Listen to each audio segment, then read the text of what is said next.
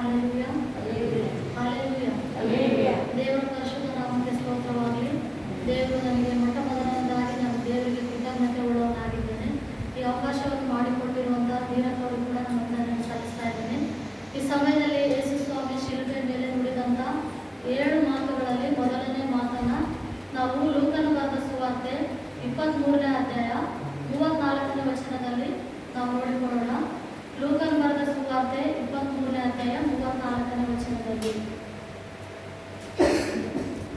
ಆತನ ಸಂಗಡ ಕೊಲ್ಲುವುದಕ್ಕಾಗಿ ದುಷ್ಕರ್ಮಿಗಳಾಗಿದ್ದ ಬೇರೆ ಇಬ್ಬರನ್ನು ತೆಗೆದುಕೊಂಡು ಹೋದರು. ಅವರು ಕಪಾಲ ಎಂಬ ಸ್ಥಳಕ್ಕೆ ಬಂದಾಗ ಅಲ್ಲಿ ಆತನನ್ನು ಆ ದುಷ್ಕರ್ಮಿಗಳು ಶಿಲುಬೆಗೆ ಹಾಕಿದರು. ಒಬ್ಬನನ್ನು ಆತನ ಬಲಗಡೆಯಲ್ಲಿ, ಒಬ್ಬನನ್ನು ಆತನ ಎಡಗಡೆಯಲ್ಲಿ ಹಾಕಿದರು. ಆಗ ಯೇಸು, ತಂದೆಯೇ, ಅವರಿಗೆ ಕ್ಷಮಿಸು, ತಾವು ಏನು ಮಾಡುತ್ತೇವೆ ಎಂಬುದಾಗಿ ಅರಿಯರು ಅಂದನು. ಆಮೇಲೆ ಆತನ ಬಟ್ಟೆಗಳನ್ನು ಪಾಲು ಮಾಡಿ ಚೀಟು ಹಾಕಿದರು. ಜನರು ನೋಡುತ್ತಾ ನಿಂತಿದ್ದರು. ಇದಲ್ಲದೆ ಅಧಿಕಾರಿಗಳು ಹಾಸ್ಯ ಮಾಡಿ ಅವನು ಮತ್ತೊಬ್ಬರನ್ನು ರಕ್ಷಿಸಿದನು. ಅವನು ದೇವರ ಆರಿಸಿಕೊಂಡ ಕ್ರಿಸ್ತನು ಆಗಿದ್ದರೆ ತನ್ನನ್ನು ತಾನು ರಕ್ಷಿಸಿಕೊಳ್ಳಲಿ ಅಂದರು. ಹಲ್ಲೆಲೂಯಾ. ದೇವರ ನಾಮಕ್ಕೆ ಸ್ತೋತ್ರವಾಗಲಿ. ಈ ಒಂದು ವಚನದಲ್ಲಿ ನಾವು ಏನು ನೋಡ್ತೇವೆ ಅಂದರೆ, ಯೇಸು ಸ್ವಾಮಿಯನ್ನ ಶಿಲುಬೆ ಮೇಲೆ ಹಾಕುವುದಕ್ಕಾಗಿ ಆತನನ್ನು ಶಿಲುಬೆಗೆ ಹಾಕಿದರು. ಆತನ ಎಡಗಡೆಯಲ್ಲಿ ಒಬ್ಬಾತನನ್ನು ಮತ್ತು ಬಲಗಡೆಯಲ್ಲಿ ಒಬ್ಬಾತನನ್ನು ಹಾಕಿ ಆತನನ್ನು ಇಲ್ಲಿ ನಾವು ನೋಡ್ತೇವೆ. 41 ವಚನದವರೆಗೆ ನಾವು ಓದಿಕೊಳ್ಳುತ್ತಾ ಬರುವಾಗ ಅಲ್ಲಿ ನಾವು ನೋಡ್ತೇವೆ, ಯೇಸು ಸ್ವಾಮಿ ಏನು ತಪ್ಪು ಮಾಡಿದ್ದಿಲ್ಲ. ಆತನು ನೀತಿವಂತನು. ಆತನ ಮರಣದಲ್ಲಿ ಪಾಪ ಇಲ್ಲ, ಆತನ ಸಾವಿನಲ್ಲೂ ಪಾಪವಿಲ್ಲ. ಆತನು ನೀತಿವಂತನು. ಆದರೆ ಆ ದುಷ್ಕರ್ಮಿಗಳ ಮಧ್ಯದಲ್ಲಿ ಯೇಸು ಸ್ವಾಮಿಯನ್ನು ಶಿಲುಬೆಗೆ ಹಾಕಿ ಆತನನ್ನು ಅಪಹಾಸ್ಯ ಮಾಡ್ತಾರೆ. ಆತನ ಮುಖಕ್ಕೆ ಹೊಡಿತಾರೆ, ಗುದ್ದುತ್ತಾರೆ.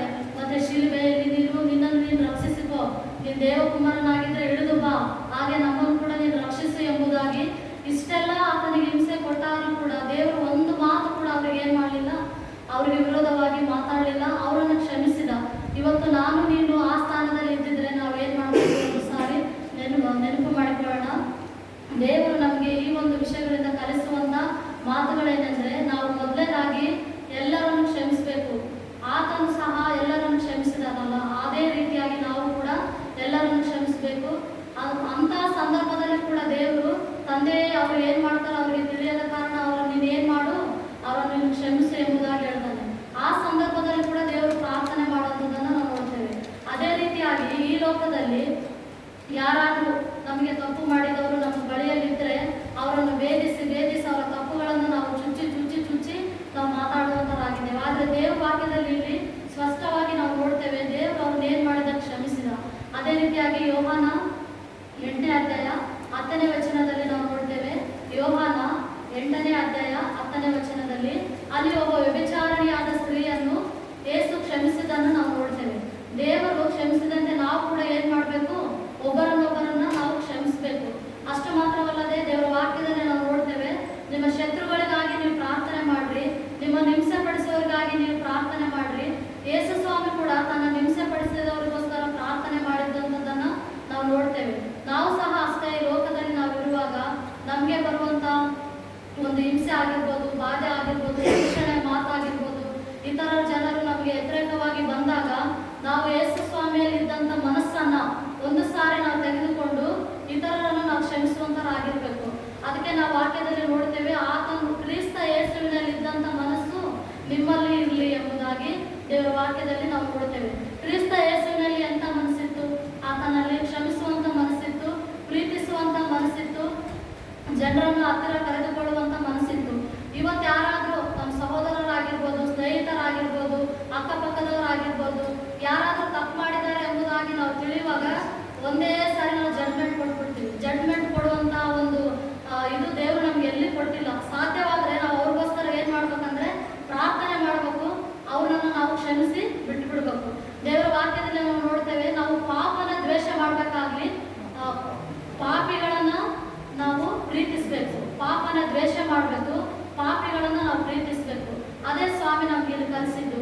ಶಿಲುಬೆ ಎಂದರೆ ಏನು ಎಂಬುದಾಗಿ 2ನೇ ಭಾಗದಲ್ಲಿ ನಾವು ನೋಡುವಾಗ ಶಿಲುಬೆಯಲ್ಲಿ 2 ಭಾಗಗಳನ್ನು ನಾವು ನೋಡುತ್ತೇವೆ. ಒಂದು ಉದ್ದವಾಗಿ, ಒಂದು ಅಡ್ಡವಾಗಿ. ಉದ್ದವಾಗ ನಮ್ಗೆ ಏನು ಸೂಚಿಸ್ತದೆ ಅಂದರೆ ಯೇಸು ಸ್ವಾಮಿ ನಮ್ಮ ಪಾಪಗಳನ್ನು ಕ್ಷಮಿಸಿದನು ಎಂಬುದಾಗಿ. ಅದೇ ರೀತಿಯಾಗಿ ಅಡ್ಡ ಭಾಗ ಎಂಬುದಾಗಿ ನಾವು ನೋಡುವಾಗ ನಮಗೆ ವಿರೋಧವಾಗಿ ಬರುವಂಥ ಜನರನ್ನ ನಾವು ಕ್ಷಮಿಸುವಂಥದ್ದು ನೋಡ್ತೇವೆ. ಇದೇ ರೀತಿಯಾಗಿ ಇಬ್ರು ಸಹೋದರರು ಅಥವಾ ಸಹೋದರರು ಅಂದ್ಕೊಳ್ರಿ, ಇಬ್ರು ಪ್ರಯಾಣ ಮಾಡಿ ಹೋಗ್ತಾ ಇದ್ರಂತೆ. ಹೋಗ್ತಾ ಇರ್ಬೇಕಾದ್ರೆ ಅಲ್ಲಿ ಒಂದು ಸಮಾಧಿ ಕಾಣಿಸ್ತಂತೆ.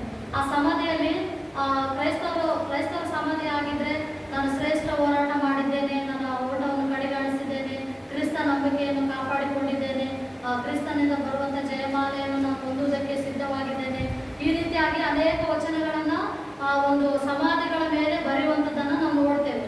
ಆದರೆ ಇವರು ನಡ್ಕೊಂಡು ಹೋಗ್ತಾ ಇರ್ಬೇಕಾದ್ರೆ ಆ ದಾರಿಯಲ್ಲಿ ಒಂದು ಸಮಾಧಿ ಕಾಣಿಸ್ತಂತೆ ಅವರಿಗೆ. ಆ ಸಮಾಧಿ ಮೇಲೆ ಬರೆದಿತ್ತಂತೆ, ಇವತ್ತು ನಾನು ನಾಳೆ ನೀನು ಎಂಬುದಾಗಿ. ಹಾಲೆಲೂಯಾ. ಇದರ ಅರ್ಥ ಏನಂದ್ರೆ, ಇವತ್ತು ಅವರು ಹೋಗಿರ್ಬೋದು, ನಾಳೆ ನಾವು ಹೋಗ್ತೀವಿ. ಆದ್ರೆ ನಾವಿದ್ದಂಥ ಈ ದಿನಮಾನಗಳಲ್ಲಿ ನಾವು ಸಂಪಾದಿಸುವಂಥದ್ದು ಏನಿಲ್ಲ ಈ ಲೋಕದಲ್ಲಿ. ಅವ್ರು ಮುಂದೆ ಹೋದ್ರೆ ನಾವು ಹಿಂದೆ ಹೋಗ್ತೀವಿ. ಎಷ್ಟೋ ಜನ ಕ್ಷಮಿಸಲಾರದಂಥ ಸ್ವಭಾವಗಳನ್ನು ಇಟ್ಟುಕೊಂಡು ಎಷ್ಟೋ ಜನರನ್ನು ನಾವು ನೋಡ್ತೇವೆ. ಅಕ್ಕನ ಕಂಡ್ರೆ ತಂಗಿಗಾಗಲ್ಲ, ತಂಗಿ ಕಂಡ್ರೆ ಅಕ್ಕಗಾಗಲ್ಲ, ತಂದೆ ತಾಯಿನ ಕ್ಷಮಿಸುವಂಥ ಗುಣ ಇರಲ್ಲ, ಅಕ್ಕಪಕ್ಕದವರನ್ನ ಕ್ಷಮಿಸುವಂಥ ಗುಣ ಇರಲ್ಲ. ಯಾರಾದ್ರೂ ಒಂದಂದ್ರೆ ನಾವು ಎರಡು ಅನ್ಬೇಕಂತ ಹೇಳ್ತೀವಿ. ಆದ್ರೆ ದೇವ್ರ ವಾಕ್ಯ ಏನ್ ಹೇಳ್ತದೆ, ನಿನ್ನ ಶತ್ರು ಹಸಿದಿದ್ರೆ ಅವ್ರಿಗೆ ಏನ್ ಮಾಡ್ರಿ, ಊಟ ಕೊಡ್ರಿ. ನಿನಗೆ ಒಂದು ಕೆನೆ ಹೊಡೆದ್ರೆ ಇನ್ನೊಂದು ಕೆನೆಯನ್ನು ಒಡ್ಡು ಎಂಬುದಾಗಿ ಕ್ರಿಸ್ತನು ನಮಗೆ ಕಲಿಸಿಕೊಟ್ಟಿದ್ದಾನೆ ಪ್ರಿಯರೇ. ಅಷ್ಟು ಅದನ್ನು ನಾವು ಗಮನಿಸ್ಕೊಂತ ಮುಂದೆ ಹೋಗ್ತಿರ್ಬೇಕಾದ್ರೆ, ಹೌದು ನಾನು ಇಷ್ಟು ದಿನ ಒಬ್ಬರ ಹತ್ರ ಅವರು ಜಗಳ ಮಾಡಿ ಬಹಳ ದಿನಗಳಿಂದ ಮಾತಾಡ್ತಾ ಇದ್ರಂತೆ. ಆ ಮಾತು ಯಾವಾಗಾದ್ರೂ ಅವ್ರು ನೋಡಿದ್ರು, ಇವತ್ತು ನಾನು ನಾಳೆ ನೀನು ಎಂಬುದಾಗಿ. ಹೌದಲ್ಲ, ಇವತ್ತು ಅವ್ರು ಹೋಗಿದ್ದಾರೆ, ನಾನು ನಾಳೆ ಹೋಗ್ತೀನಿ.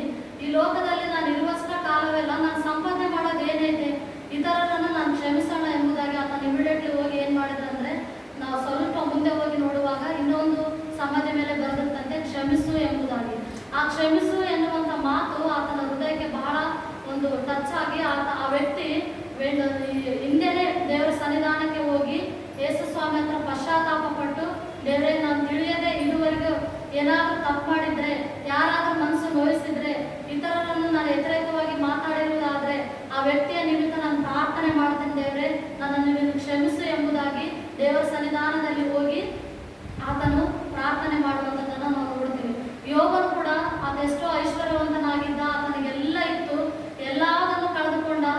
ಲಾಸ್ಟಿಗೆ ತನ್ನ ಏಂತೆ ಬಂದು ಕೂಡ ಈಗಲಾದ್ರೂ ನೀನು ದೇವರನ್ನು ದೂಷಣೆ ಮಾಡಿ ಸಾಯಬಾರ್ದ ಎಂಬುದಾಗಿ ಹೇಳುವಾಗ ಅಲ್ಲಿ ಕೂಡ ಯೋಗನು ಆ ಏಂತೆಯನ್ನು ಕ್ಷಮಿಸಿದ್ದನ್ನು ನಾವು ನೋಡ್ತೇವೆ. ಅಷ್ಟು ಮಾತ್ರವಲ್ಲದೆ ಯೋಗನು ತನ್ನ ಸ್ನೇಹಿತರಿಗೋಸ್ಕರ ಪ್ರಾರ್ಥನೆ ಮಾಡಿರುವಂಥದ್ದನ್ನು ಕೂಡ ನಾವು ನೋಡ್ತಾ ಇದ್ದೇವೆ. ಅದಕ್ಕಾಗಿ ನಾವು ತಿಳ್ಕೋಬೇಕು, ನಾವೇನಾದ್ರೂ ಒಬ್ಬಂಟಿಗರಾಗಿದ್ದೀವಿ ಅಂದ್ರೆ, ಏಕಾಗಿ ಆಗಿದ್ದೀವಿ ಅಂದ್ರೆ ನಮಗೆ ಕ್ಷಮಿಸುವಂಥ ಗುಣ ಇಲ್ಲ. ಅದಕ್ಕಾಗಿ ನಮ್ಗೆ ಯಾರಾದ್ರೂ ಸ್ನೇಹ ಬೆಳೆಸೋದಕ್ಕೆ ನಮ್ಮನ್ನ ಇಷ್ಟಪಡೋದಿಲ್ಲ. ಸೊ ಅದಕ್ಕಾಗಿ ದೇವರು ಸ್ಪಷ್ಟವಾಗಿ ಹೇಳ್ತಾ ಇದ್ದಾನೆ, ನೀವು ಇತರರ ತಪ್ಪುಗಳನ್ನು ಕ್ಷಮಿಸ್ರಿ ಎಂಬುದಾಗಿ. ನಾವು ಉದಾಹರಣೆಯಾಗಿ ನೋಡ್ಬೇಕಾದ್ರೆ ಪ್ರವೀಣ್ ಪಾಸ್ಟರ್ ಅವರು ತೀರುವುದು, ಅವರು ಒಳ್ಳೆ ದೇವಜನರು, ದೇವ ಸೇವಕರು, ಎಷ್ಟೋ ಸೇವೆಯನ್ನು ಮಾಡಿದ್ದಾರೆ. ಯೇಸು ಸ್ವಾಮಿಗಾಗಿ ತ್ಯಾಗವಾಗಿ ನಿಂತಂತ ಸೇವಕರು. ಅವರನ್ನು ಅನ್ಯಾಯವಾಗಿ ಏನ್ ಮಾಡಿದ್ರು ದುಷ್ಕರ್ಮಿಗಳು, ಆತನನ್ನು ಏನ್ ಮಾಡಿದ್ರು, ಕೊಲ್ಲಿಬಿಟ್ರು. ಆದ್ರೆ ಅವ್ರೇನು ಒಂದು ಮಾತನ್ನು ಹೇಳ್ತಾರೆ, ದೇವರು ಯಾವ ರೀತಿಯಾಗಿ ನನ್ನನ್ನು ಕ್ಷಮಿಸಿದನೋ ಅದೇ ರೀತಿಯಾಗಿ ನಾನು ಕೂಡ ಇವರನ್ನ ಕ್ಷಮಿಸ್ಬಿಡ್ತಾನೆ ಎಂಬುದಾಗಿ. ನಿಜವಾಗ್ಲೂ ಬೇಕಾದ್ರೆ ನೀವು ಒಂದ್ಸರಿ ಪರೀಕ್ಷೆ ಮಾಡಿ ನೋಡ್ರಿ, ಇದುವರೆಗೆ ಯಾರಾದ್ರೂ ನೀವು ಕ್ಷಮಿಸುವಂತ ಸ್ವಭಾವಗಳು ನಿಮ್ಮಲ್ಲಿ ಇಲ್ಲದೆ ಇದ್ರೆ ಈ ದಿನ ಹೋಗಿ ಅವರೊಟ್ಟಿಗೆ ನೀವು ಒಂದಾಗ್ರಿ, ಅವರೊಟ್ಟಿಗೆ ನೀವು ಮಾತಾಡ್ರಿ. ದೇವ್ರ ವಾಕ್ಯದಲ್ಲಿ ನಾವು ನೋಡ್ತೇವೆ, ಲೂಕನು ಬರೆದ ಸುವಾರ್ತೆ 17ನೇ ಅಧ್ಯಾಯ 1-4 ವಚನಗಳಲ್ಲಿ, ವೈರ್ಯ ಸಂಗಡ ಇನ್ನು ದಾರಿಯಲ್ಲಿರುವಾಗಲೇ ನಾವೇನ್ ಮಾಡ್ಬೇಕಂತೆ, ಬೇಗ ಒಂದಾಗ್ಬೇಕಂತೆ. ಅಷ್ಟು ಮಾತ್ರವಲ್ಲದೆ ಒಂದಾಗ್ಬೇಕಂದ್ರೆ ಏನು, ಅವ್ರ ಹತ್ರ ಹೋಗಿ ಕ್ಷಮೆ ಕೇಳ್ಬೇಕು. ಏನೋ ವಿರೋಧವಾಗಿ ನಾನು ಮಾತಾಡ್ಬಿಟ್ಟಿದ್ದೇನೆ, ನೀನು ನನ್ನನ್ನು ಕ್ಷಮಿಸು, ನಾನು ನಿನ್ನನ್ನು ಕ್ಷಮಿಸ್ತೇನೆ. ಆದ್ರೆ ಈ ಲೋಕದಲ್ಲಿ ಜನರು ಏನ್ ಮಾಡ್ತಾರಂದ್ರೆ, ಯಾರಾದ್ರೂ ಒಂದು ಏನೋ ಮಾಡಬಾರ್ದಂತ ನೇರವಾದ ವಿಷಯಗಳು ಒಂದು ವೇಳೆ ಅಕಸ್ಮಾತ್ ಆಗಿ ಅವರ ಜೀವಿತದಲ್ಲಿ ನಡೆದಿರುವುದೇ ಆದ್ರೆ, ಒಂದು ವೇಳೆ ಅವ್ರು ತಪ್ಪು ಮಾಡಿರೋದಾದ್ರೆ, ನಾನ್ ಮಾತ್ರ ಅವ್ರನ್ನ ಕ್ಷಮಿಸಲ್ಲ, ನಾನ್ ಮಾತ್ರ ಅವ್ರನ್ನ ಪ್ರೀತಿಸಲ್ಲ, ನಾನ್ ಮಾತ್ರ ಅವ್ರನ್ನ ಮಾತಾಡ್ಸಲ್ಲ. ಯಾಕೆ ಅಂದ್ರೆ ಆ ಸ್ತ್ರೀ ಸರಿಗಿಲ್ಲ, ಈ ಪುರುಷನು ಸರಿಗಿಲ್ಲ ಎಂಬುದಾಗಿ ನಾವೇನ್ ಮಾಡ್ಬಿಡ್ತೀವಿ, ನಾವು ತೀರ್ಪು ಕೊಟ್ಬಿಡ್ತೀವಿ ಪ್ರಿಯರೇ. ನಾವು ಅದು ಮಾಡಬಾರ್ದು. ದೇವ್ರ ವಾಕ್ಯದಲ್ಲಿ ನೋಡ್ತೇವೆ, ನಾವು ಕಾಣಿಕೆಯನ್ನು ಯಜ್ಞವೇದಿಯ ಬಳಿಯಲ್ಲೇ ಬಿಟ್ಟು ಫಸ್ಟ್ ಹೋಗಿ ಅವರೊಂದಿಗೆ ನೀನು ಒಂದಾಗಿ ಕ್ಷಮಾಪಣೆ ಕೇಳಿ ಪ್ರಾರ್ಥನೆ ಮಾಡಿ ಅವರನ್ನು ಕ್ಷಮಿಸಿ ಮತ್ತೆ ಬಂದು ನೀನು ಏನ್ ಮಾಡು, ನಿನ್ನ ಕಾಣಿಕೆಯನ್ನು ಸಮರ್ಪಿಸು ಎಂಬುದಾಗಿ ದೇವರ ವಾಕ್ಯದಲ್ಲಿ ನಾವು ನೋಡ್ತೇವೆ. ಅದೇ ರೀತಿಯಾಗಿ ಮತ್ತಾಯನ ಬರೆದ ಸುವಾರ್ತೆ, ಯಾರಾದ್ರೂ ಸಿಕ್ಕರು ಹೋಗ್ರಿ, ಮತ್ತಾಯನ ಬರೆದ ಸುವಾರ್ತೆ 5ನೇ ಅಧ್ಯಾಯ 23-24 ವಚನಗಳು. 5ನೇ ಅಧ್ಯಾಯ 23 ಅದೇ, ನಿನ್ನ ಯಜ್ಞವೇದಿಯನ್ನು ಕಾಣಿಕೆ ಮುಂದೆ ಬಿಟ್ಟು ಬಂದು ನೀನು ಒಂದಾಗು, ಆಮೇಲೆ ಬಂದು ಕಾಣಿಕೆಯನ್ನು ನಿನ್ನ ವಾದಿಯ ಸಂಗಡ ಇನ್ನೂ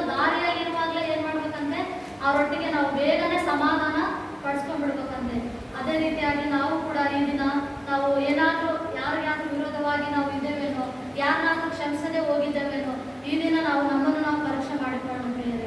ನಾವ್ಯಾರು ಪರಿಪೂರ್ಣರಲ್ಲ, ನಾವೆಲ್ಲರೂ ಇನ್ನೂ ಕಲಿಯುವಂತರೇ ಆಗಿದ್ದೇವೆ, ಇನ್ನು ಕಲೀಲಿಕ್ಕೆ ಇದ್ದೇವೆ. ಯೇಸು ಸ್ವಾಮಿ ನಮಗೆ ಒಂದು ಒಳ್ಳೆ ಮಾದರಿಯನ್ನು ತೋರಿಸಿ ಹೋಗಿದ್ದಾನೆ.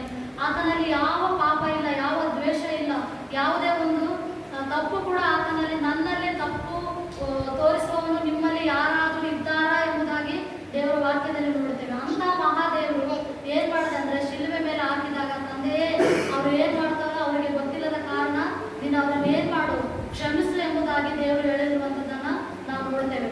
ಅದೇ ರೀತಿಯಾಗಿ ಲೂಕ ಬರೆದ ಸುವಾರ್ತೆ 5ನೇ ಅಧ್ಯಾಯ 20ರಿಂದ 21ನೇ ವಚನದಲ್ಲಿ ಪಾರ್ಶ್ವವಾಯು ರೋಗಿಯನ್ನು ದೇವರು ಕ್ಷಮಿಸಿದ್ದನ್ನು ಕೂಡ ನಾವು ನೋಡ್ತೇವೆ. ಹಲ್ಲೆಲೂಯಾ. ದೇವರಲ್ಲಿ ಏನ್ ಮಾಡ್ತಾನೆ ಅಂದ್ರೆ ಅವರ ನಂಬಿಕೆಯನ್ನು ನೋಡಿ ದೇವರು ಆ ಪಾರ್ಶ್ವವಾಯು ರೋಗಿಯನ್ನು ಸ್ವಸ್ಥ ಮಾಡಿದ್ದಲ್ಲದೆ ಆತನನ್ನು ಕ್ಷಮಿಸುವಂಥದ್ದನ್ನು ಕೂಡ ನಾವು ನೋಡ್ತೇವೆ. ಅದೇ ರೀತಿಯಾಗಿ ಮತ್ತಾಯನ ಬರೆದ ಸುವಾರ್ತೆ 6ನೇ ಅಧ್ಯಾಯದಲ್ಲಿ ನಾವು ನೋಡ್ತೇವೆ. ಮತ್ತಾಯನ ಬರೆದ ಸುವಾರ್ತೆ 6ನೇ ಅಧ್ಯಾಯ 12 ವಚನದಿಂದ 15ನೇ ವಚನದವರೆಗೆ, ನಮಗೆ ತಪ್ಪು ಮಾಡಿದವರನ್ನು ನಾವು ಕ್ಷಮಿಸಿದಂತೆ ನಮ್ಮ ತಪ್ಪುಗಳನ್ನು ಕ್ಷಮಿಸು, ನಮ್ಮನ್ನು ಶೋಧನೊಳಗೆ ಸೇರಿಸದೆ ಕೇಡಿನಿಂದ ತಪ್ಪಿಸು. ನೀವು ಜನರ ತಪ್ಪುಗಳನ್ನು ಕ್ಷಮಿಸಿದರೆ ಪರಲೋಕದಲ್ಲಿರುವ ನಿಮ್ಮ ತಂದೆಯು ಸಹ ನಿಮ್ಮ ತಪ್ಪುಗಳನ್ನು ಕ್ಷಮಿಸುವನು. ಆದರೆ ನೀವು ಜನರ ತಪ್ಪುಗಳನ್ನು ಕ್ಷಮಿಸದೆ ಹೋದರೆ ನಿಮ್ಮ ತಂದೆಯು ಸಹ ನಿಮ್ಮ ತಪ್ಪುಗಳನ್ನು ಕ್ಷಮಿಸುವುದಿಲ್ಲ. ಹಲ್ಲೆಲೂಯಾ. ಇಲ್ಲಿ ನಾವು ಸ್ಪಷ್ಟವಾಗಿ ನೋಡ್ತೇವೆ, ನಮ್ಮ ತಪ್ಪುಗಳನ್ನು ದೇವರು ಕ್ಷಮಿಸಬೇಕಂದ್ರೆ ನಾವು ಇತರರ ತಪ್ಪುಗಳನ್ನು ಕ್ಷಮಿಸಬೇಕು. ಅದೇ ಸ್ವಾಮಿ ನಮಗೆ ಪರಲೋಕದ ಪ್ರಾರ್ಥನೆಯಲ್ಲಿ ನಮಗೆ ಕಲಿಸಿಕೊಟ್ಟಿದ್ದು. ದೇವರು ಸ್ಪಷ್ಟವಾಗಿ ಹೇಳ್ತಾನೆ, ನೀವು ಜನರ ತಪ್ಪುಗಳನ್ನು ಕ್ಷಮಿಸ್ರಿ, ಆಗ ಮಾತ್ರ ಪರಲೋಕದಲ್ಲಿರುವ ನಿಮ್ಮ ತಂದೆ ಸಹ ನಿಮ್ಮ ತಪ್ಪುಗಳನ್ನು ಕ್ಷಮಿಸ್ತಾನೆ ಎಂಬುದಾಗಿ ಇಲ್ಲಿ ದೇವರ ವಾಕ್ಯದಲ್ಲಿ ನಾವು ನೋಡ್ತೇವೆ.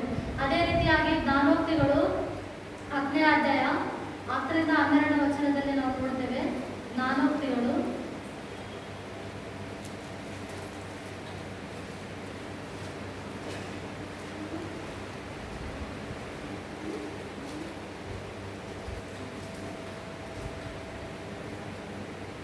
ದ್ವೇಷ ಜಗಳವನ್ನು ಎಬ್ಬಿಸುತ್ತದೆ, ಪ್ರೀತಿಯು ಪಾಪಗಳನ್ನು ಮುಚ್ಚುತ್ತದೆ. ಹಲ್ಲೆಲೂಯಾ.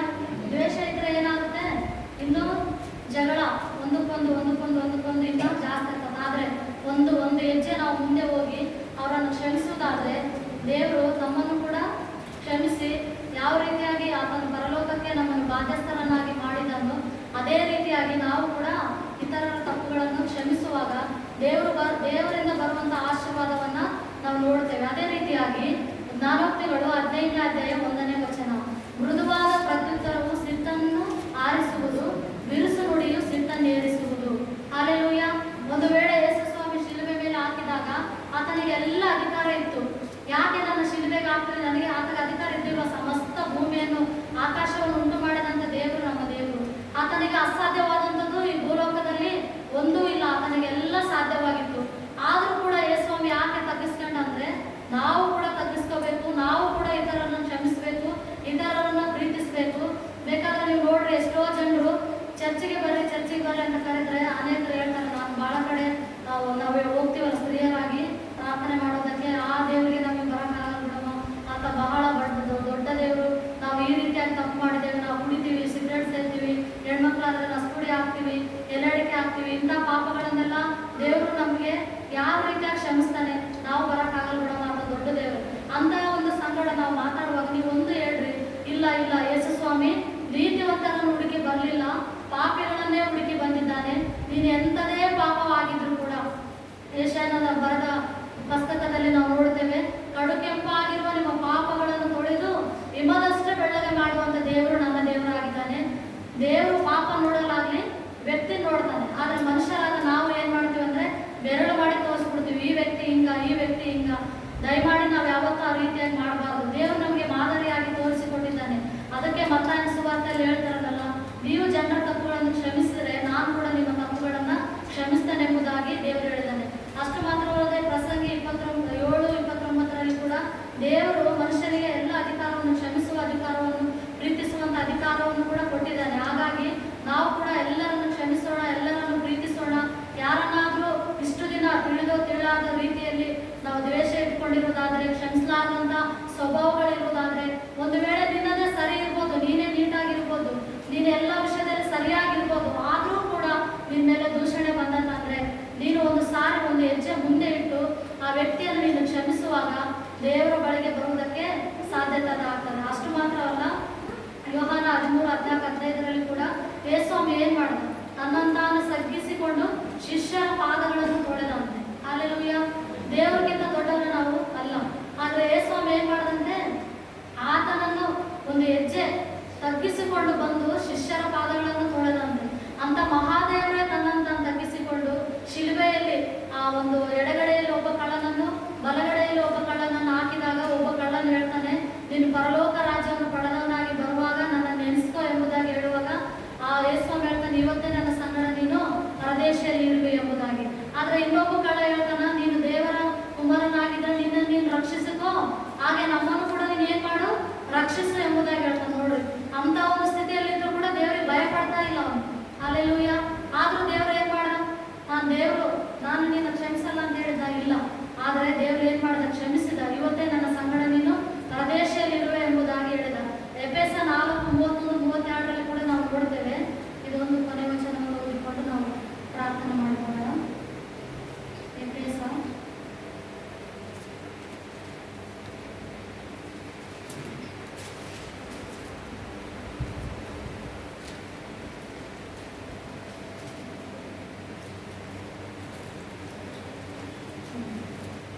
ಎಫೆಸ 4:31-32. ಮುದ್ರೆ ಹೊಂದಿದ್ದೀರಲ್ಲ, ಎಲ್ಲ ದ್ವೇಷ, ಕೋಪ, ಕ್ರೋಧ, ಕಲಹ, ದೂಷಣೆ ಇವುಗಳನ್ನು ಸಕಲವಾದ ದುಷ್ಟತನವನ್ನು ನಿಮ್ಮಿಂದ ದೂರ ಮಾಡಿರಿ. ಒಬ್ಬರಿಗೊಬ್ಬರು ಉಪಕಾರಿಗಳಾಗಿರ್ರಿ, ಕರುಣೆ ಉಳ್ಳವರಾಗಿರ್ರಿ, ಕ್ಷಮಿಸುವವರಾಗಿರ್ರಿ.